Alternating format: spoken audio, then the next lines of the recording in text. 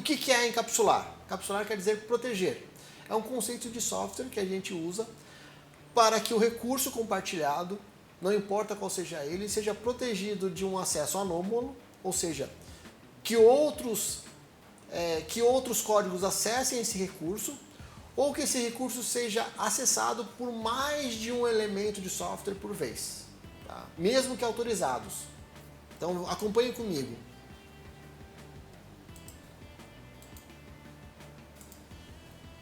Estou fechando aqui todo o exemplo anterior.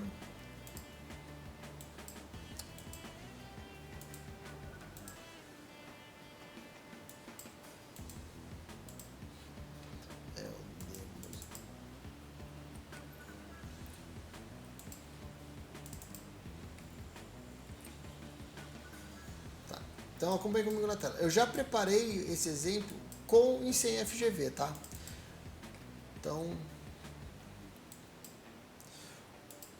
verifique isso aqui, ó. Sem FGV, o que eu estou fazendo? Eu tenho dois loops em paralelo, acessando a mesma variável global, ou a mesma variável local. Quando esses dois loops em paralelo acessam a mesma variável local, existe, como a variável é um recurso compartilhado, e a gente tem que entender isso de forma bastante sólida. Variáveis são recursos compartilhados.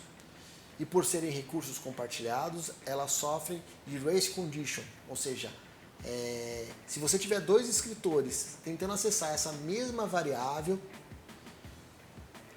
eles vão conseguir escrever dependente de quem acessar ela primeiro.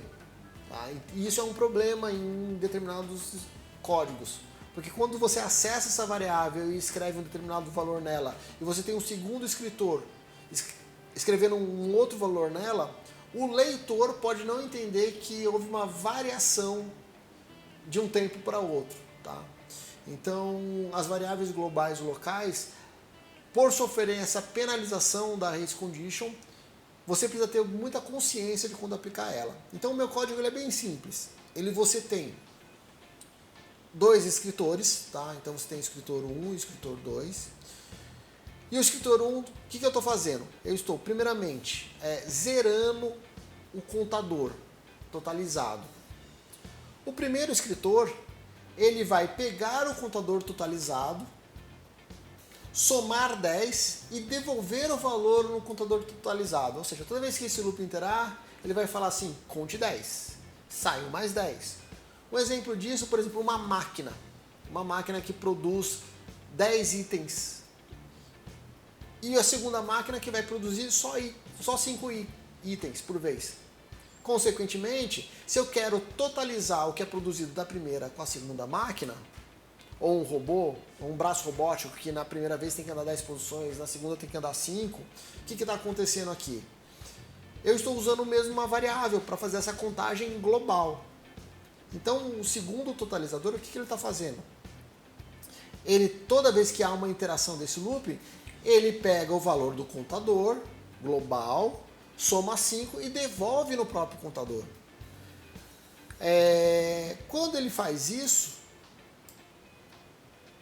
e como avaliar se isso está certo? É simples, eu tenho que pegar todas as contagens do loop 1, pegar todas as contagens do loop 2, somar as duas e comparar com o valor armazenado no totalizador, que está aqui. Tá? Então, esse código ele está fazendo exatamente isso. Não posso esquecer, como são loops em paralelo, o método de parada, tá? Observar bastante o método de parada aqui, ó, com o stop sendo propagado para uma variável local. O uso de variáveis locais, ele é como iria dizer, ele não é vedado, só que você tem que usar ele com sabedoria. Então, nesse caso, o stop totalmente de acordo com as boas práticas de uso de variáveis, tá? Já o segundo caso, vocês vão ver que não está tão bem de acordo, tá? Eu coloquei, por exemplo, em 1 milissegundos, para a gente poder ter a execução desses loopings um pouco mais rápida, e a gente conseguir ver em tempo de tela, em tempo de gravação de vídeo, a discrepância que acontece entre uma contagem e outra. Tá? Como que eu estou fazendo essa contagem direto na interação do loop? Eu estou somando um 1 ao contador do loop, porque o contador do loop começa no 0, então eu somo 1, pego os 10 milissegundos, número de iterações vezes 10 milissegundos dá o tempo total. Dá o tempo total, não, desculpa. Dá o número de contagens total desse loop. 5 vezes o número de interações dá o número de contagens totais do segundo. Um mais o outro dá o total de contagens via interação. E aqui é o total contado via contador. Tá? Então, vamos executar aqui. Se eu der um stop, ó, aqui já deu problema, gente. Um contou 8.955, outro 8.940. Já deu diferença. Tá? Já deu diferença. Se eu aumentar um pouquinho aqui o tempo, vocês vão perceber que vai dar menos diferença. Tá? Então 10, 10.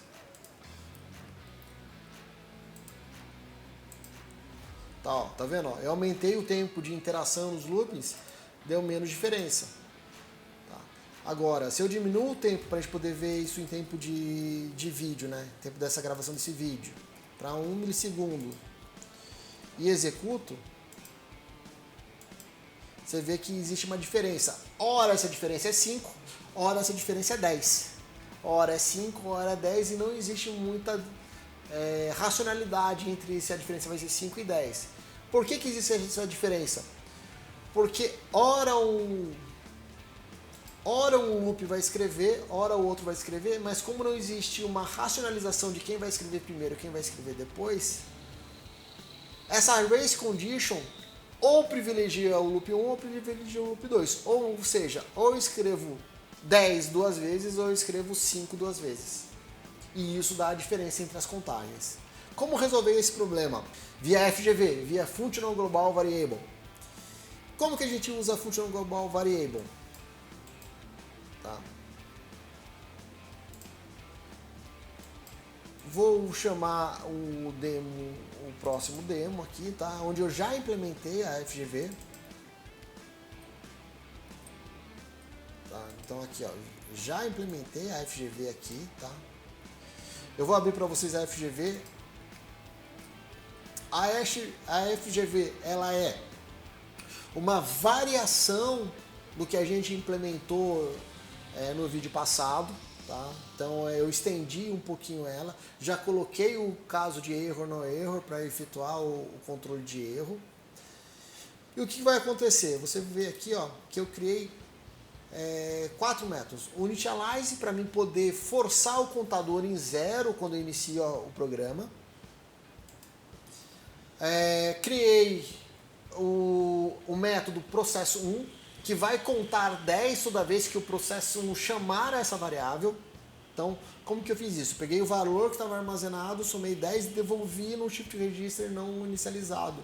Ou seja, toda vez que essa variável acontecer com o comando, com a ação processo 1, ela vai pegar o que está armazenado e somar 10. Processo 2 é a mesma coisa. Ela vai pegar o valor que está armazenado na área comum, no shift register não inicializado, vai somar 5 e vai devolver nessa posição de memória. Como eu estou em modo não reentrante, a engine do LabVIEW não vai permitir que eu execute essas duas FGVs em paralelo. Ou seja, ou o recurso 1 chama, ou o processo 1 chama a FGV, ou o processo 2 chama a FGV. E vai bloquear o outro processo enquanto a FGV não for liberada.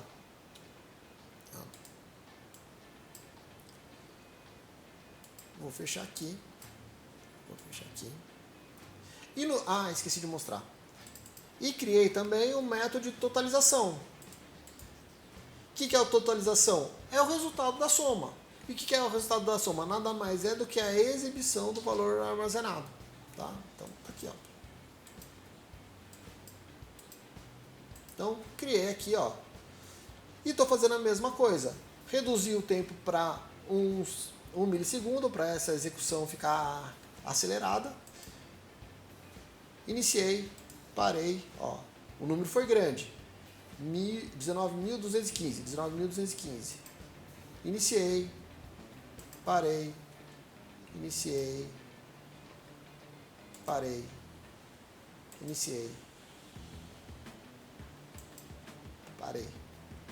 Toda vez que eu fizer isso, por causa da não reentrância, o meu pedaço de código está protegido através de encapsulamento. Ou seja, aquele pedaço crítico de código que sofreria race condition acaba sendo executado. Por quê? A não reentrância não permite que eu execute o loop 2 se o loop 1 não liberar o recurso. Se o loop 2 for o detentor do recurso, o loop 1 não consegue executar e assim eu travo o acesso ao recurso. Para que isso é importante? Porque muitos recursos no seu computador não são compartilhados. Variáveis são recursos comuns, placas são recursos comuns, canais de comunicação são recursos comuns. Então o acesso a esses recursos deve ser compartilhados por múltiplos processos. E a FGV é um jeito de você organizar isso. Além, é claro, de, como eu falei, permitir o controle de erro e tudo mais. Uma coisa para explodir a mente do desenvolvedor. A FGV só serve no modo reentrante? Não.